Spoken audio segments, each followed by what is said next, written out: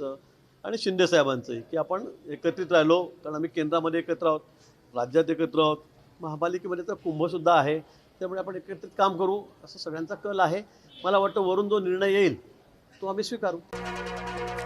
अजित पवारांचा दशक्रिया विधी होणार नाही. अस्थि विसर्जनाच्या दिवशीच दशक्रिया विधी संपन्न. अजित पवार यांचे छोटे बंधू श्रीनिवास पवार यांची माहिती.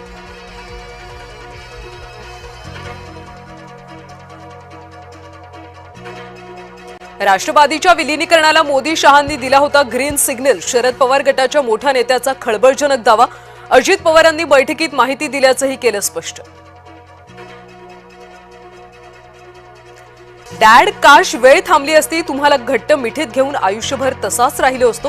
अजित पवारांसाठी जय पवारांची भावनिक पोस्ट. लाडकी बहीण योजनेला अजितदादांचं नाव द्या. आमदार अमोल मिटकरींची मागणी. मिटकरी मुख्यमंत्र्यांची देखील भेट घेणार. शरद पवारांचा आजचा दिल्ली दौरा झाला रद्द. शरद पवार बारामतीच्या दिशेने रवाना. दौरा रद्द होण्याचं कारण गुलदस्त्यात. भाजपच्या मुंबई महापौर निवडीच्या हालचाली सुरू. येत्या 48 तासात भाजप महापौर पदाचा चेहरा निश्चित करणार. रितू तावडे, राजश्री शिरवडकर, शीतल गंभीर यांची नावं आघाडीवर. सोनाली आंदेकर आणि लक्ष्मी आंदेकर महापालिकेच्या सर्वसाधारण सभेला राहणार हजर. जेलमधून बाहेर जनरल बॉडी मीटिंगला राहणार हजर. महापौर निवडणुकीच्या दिवशी उपस्थित राहणं बंधनकारक. मीरा भाईंदरमध्ये मनसे मराठी एकीकरण समितीचं आंदोलन. मराठी महापौर करण्याची मागणी.